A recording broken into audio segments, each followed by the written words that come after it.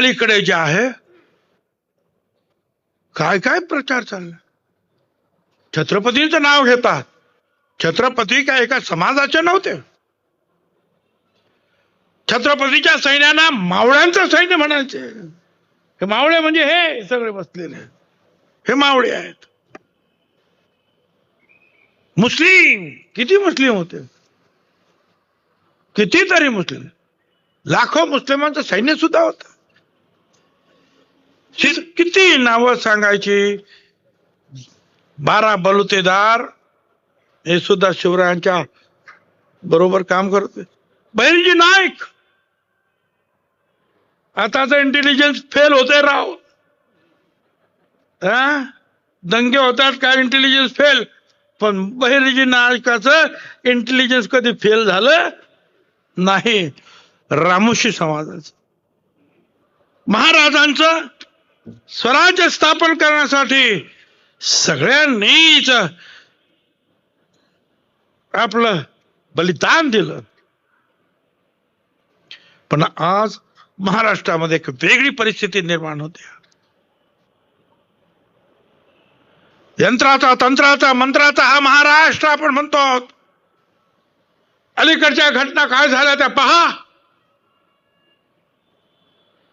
संत तुकाराम महाराज म्हणतात, विष्णुमय जग वैष्णवांचा धर्म, भेदा भेद ब्रह्म अमंगळ. महात्मा ज्योतिराव फुले म्हणतात, ख्रिस्त मोहम्मद मांग ब्राह्मणाची धरावे पोटाची बंधू बरी. सगळ्यांना बरोबर घ्यायला पाहिजे. अलीकडच्या काय झालं बीड मध्ये, कठीणात कठीण शिक्षा झाली पाहिजे. धडा मिळाला पाहिजे की माणूस माणूस आहे. तो कुठल्या जातीचा आहे, कुठल्या धर्माचा आहे हा मुद्दा नाही. मराठा समाजाचा आहे तरी सुद्धा तो माणूस आहे. कायदा हातात घेतलेला कुणी चालणार नाही. ज्यांनी कायदा हातात घेतला त्यांना धडा शिकवायलाच पाहिजे. फाशी द्या त्यांना, हरकत नाही.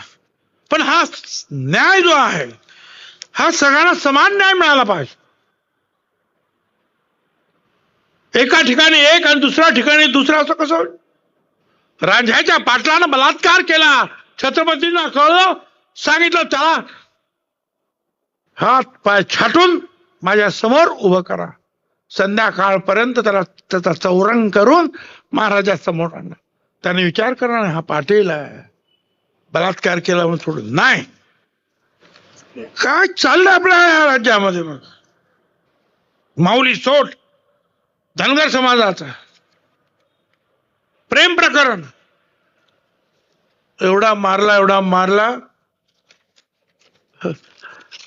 मारून टाकलं त्याला.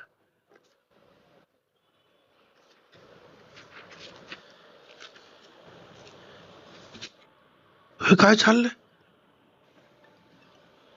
मला काही कळत नाही की आपण कुठे चाललो. आणि बरं किती बरं हे सगळं करून त्याचे व्हिडिओ केले जातात आणि सगळीकडे देतात. बघा आम्ही कसं मारतोय. हा महाराष्ट्र असा कधी नव्हता.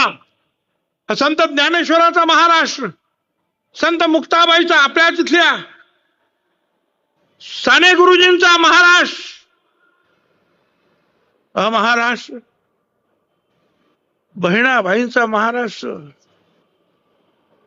अरे किती सुसंस्कृत महाराष्ट्र हा. अवघे विश्वची माझे घर म्हणाला ते म्हणणारे ज्ञानेश्वर महाराज. हा क्रूरपणा आला कुठून. तुम्हाला आम्हाला सावध राहावं लागेल, शांतता राखावी लागेल.